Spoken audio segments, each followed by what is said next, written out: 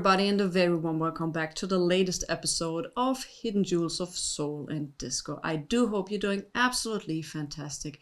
It's really getting cold outside, so perfect time to listening to a lot of records. I have some news. First of all, as many of you have already seen, I have a new channel logo and I'm super proud of it. We have the kind of font of Soul Train. Then there is the disco ball, which is an adaptation of the Ministry of Sound disco ball. So we have the evolution from disco to house music, and also the color gradient is taken from the 20th century recording company where, for example, Barry White released many of his records. So I'm totally happy with that. The second news is people get in touch with me and saying, hey, I really want to get into soul music, but could you put it please in some smaller portions so I get a kind of feeling of the artist and what the artist did. So I made a podcast. And the podcast is called Soul Bites, and you'll find it on Spotify. I put the link for the podcast in the description down below so you can check it out. I'm like trying to put weekly out little episodes between 5 to 10 minutes about certain artists. In this week's episode, we are featuring a group which is not hidden, which is actually quite famous, and I think that their super hit, is featured on many 70s compilations. And this group is The Floaters. Also, at the end of this clip, you'll find an interview which was taken from a student on December the 28th in 1977. So they were at their prime, at the peak. And it was recorded, I think, in Detroit when they were doing an appearance with other groups. I put the original clip to this in the description down below. So what I tried to do is enhance the audio, because I think that the student recorded this on a tape deck and there was a lot of background noise. So I tried to clean this up a little bit. And I think this was so fantastic and unique that I had to include it. So, well, let's dive and flow with me with The Floaters.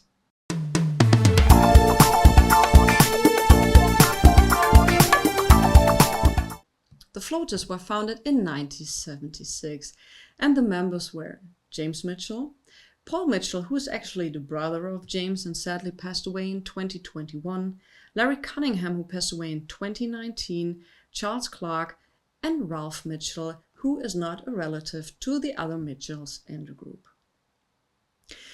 James Mitchell was also a founding member in the 60s of the Detroit Emeralds. And if you have a chance to check that group out, go and do that. It's a fantastic vocal group from Detroit as well.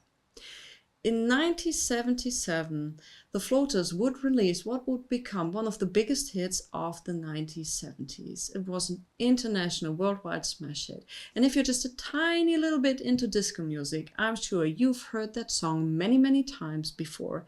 It is called Float On. And I would say let's have a brief listen to Float On.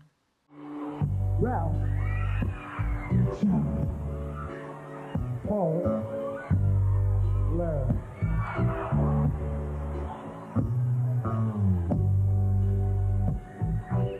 Also in 1977, the Floaters released their debut album, which was also called Floaters.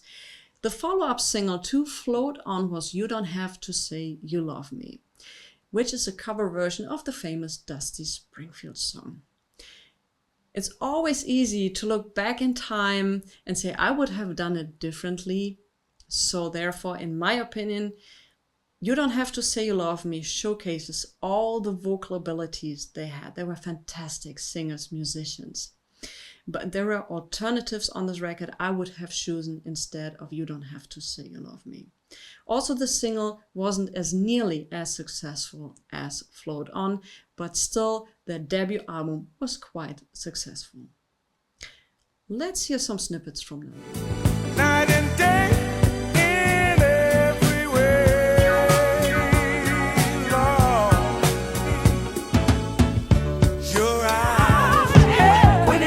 It was worth all the time you cause you knew just what to do.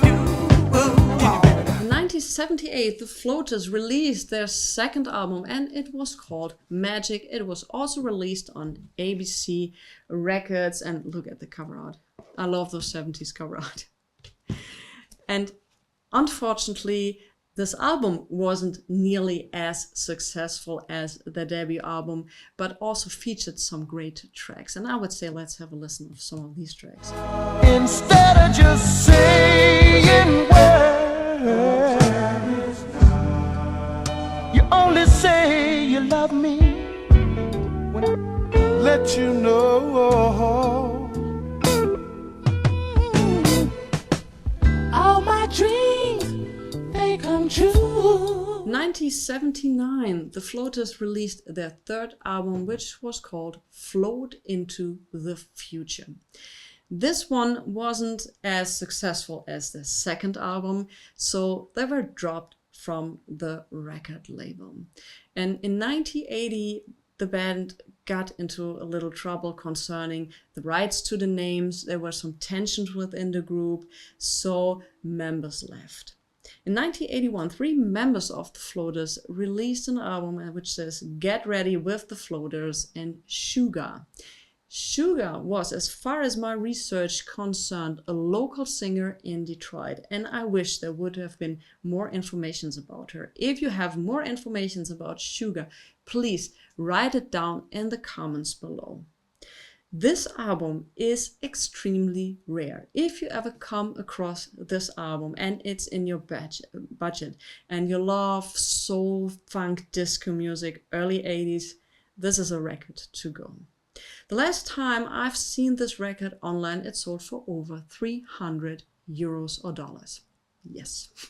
So, like I said, if you come across it and it's in your budget, go and grab it. You won't be disappointed. After the failure of this album, the Floaters disbanded. They did some recordings later on in 2019, but for the good old times. Also, the Floaters are still appearing in some constellations, and like I already mentioned, 2 original members passed away, but still they deliver a great show. If you ever come across Floaters material, and I'm sure you will, go and grab it. It's not expensive. You get a very well sounding record. It's songwriting wise, it's great. It's very well produced. So you get great benefit for your money. Yeah, this was the story of the Floaters, a rather short story. I'm happy that they had the opportunity to record some albums. We already featured musicians, singers who only had a chance to do one album, disappeared or was unsuccessful, and nobody wanted to have them again. So I'm happy about the material we have. So that's it for this week. Please stay tuned for the interview at the end of this clip. I'm so happy to have found this, and it's such a great insight into that period of time when just a student with their tape recorder was standing at the stage and doing the interview. It's such a great thing. So please stay tuned for this. Otherwise, have a great week. Stay safe, stay healthy, listen to good music, maybe the Floaters, and I'll see you next time. Bye. Thanks for watching.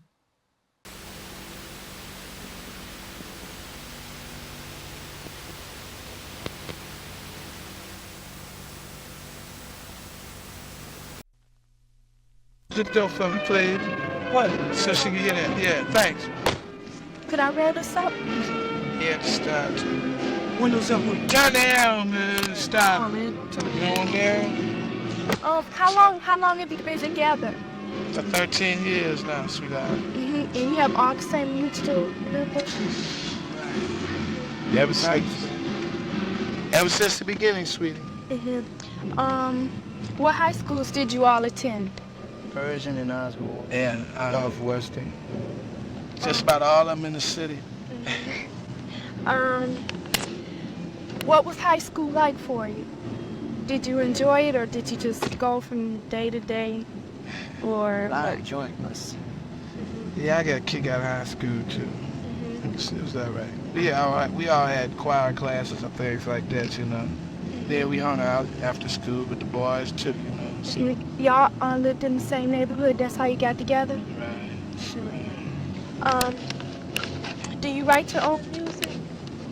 Well, we just not getting into writing our own stuff. Our first album really had to be did by an old producer and writer, you know, for the acknowledgments for the album, you know. Does your music ever reflect your mood or your feelings? Well, like the guy that wrote it, you know, the stuff, he wrote it around us, you know. He watches us every day, you know. He's like our father to say to us, you know. So like, you know, he watches what we watch what we do. I know it. So do you feel you reflect your mood a lot? Right? No, that just somebody watched all the stuff, man. This I know what is he's talking about. What are your Well, come on now.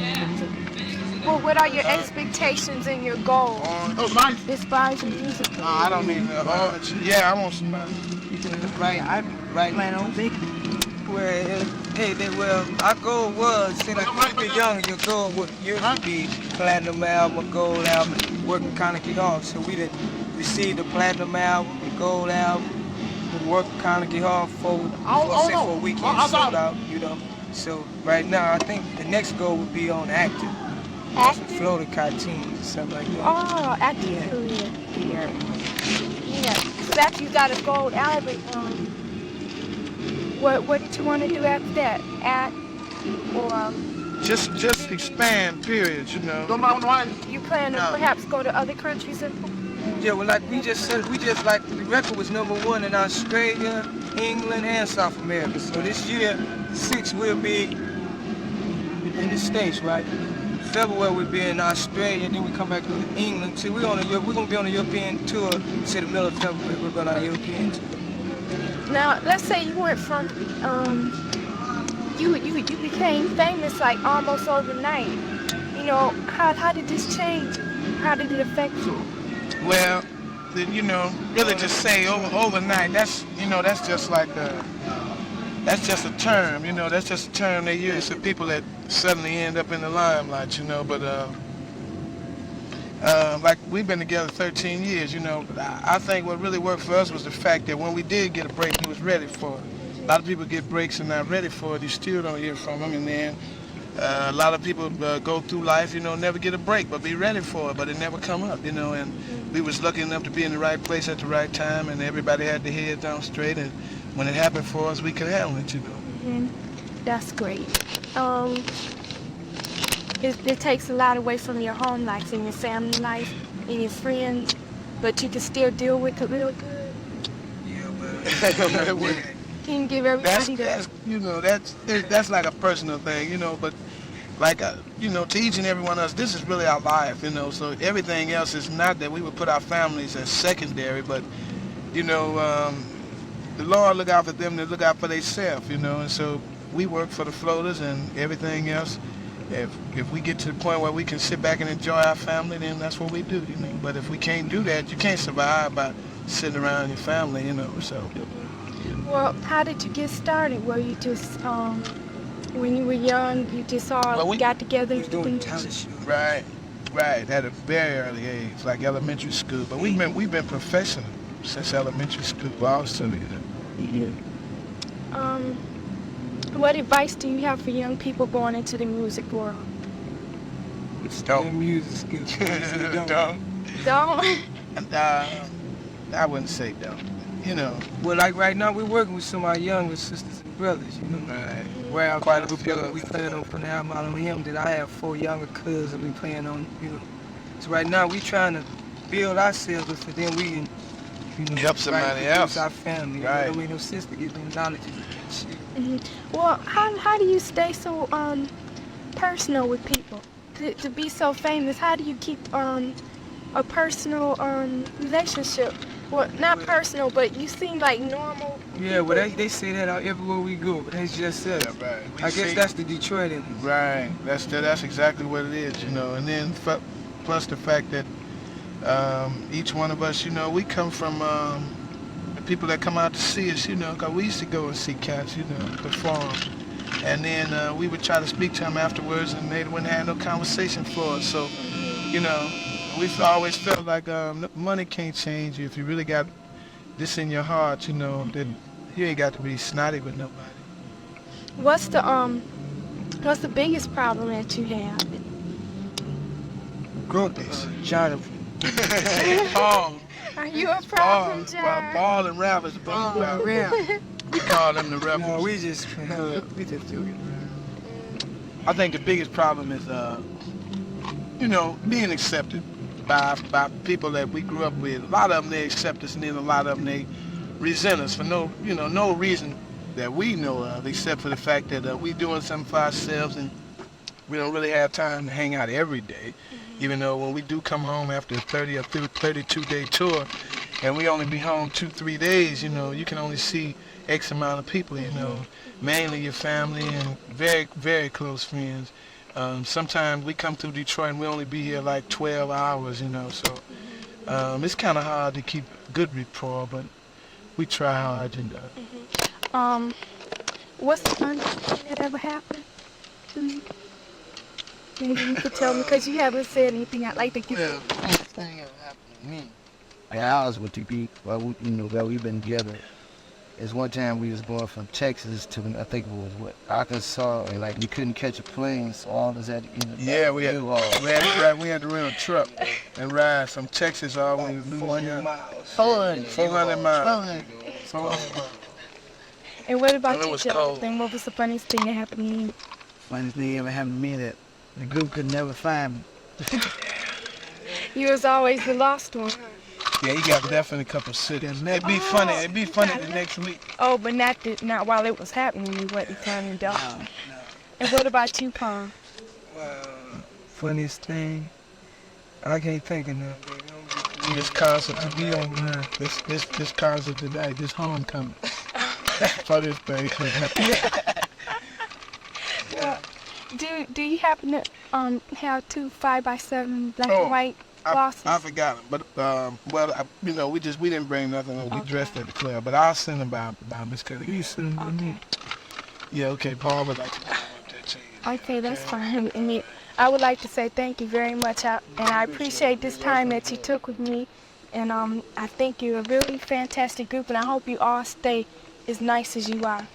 And, take a little time with the little people like me, trying to get a little article in the paper, so. And, where can I contact you, so I can send you a copy of the article? Okay. 5570 Shane. 5570 Shane.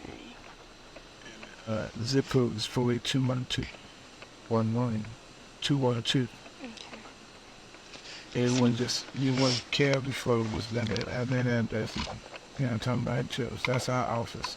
Okay. Thank you very much, and lots of luck to you. Okay. We'll see you later. Okay. Be sweet. Okay. Thank you. Bye-bye. You got some more? Can you wish somebody take a picture? Yeah. You see it? How you want? Hey, Ruben. Take some good ones. Take a I know picture. you. Let's sit in with us, all right? That's what I do.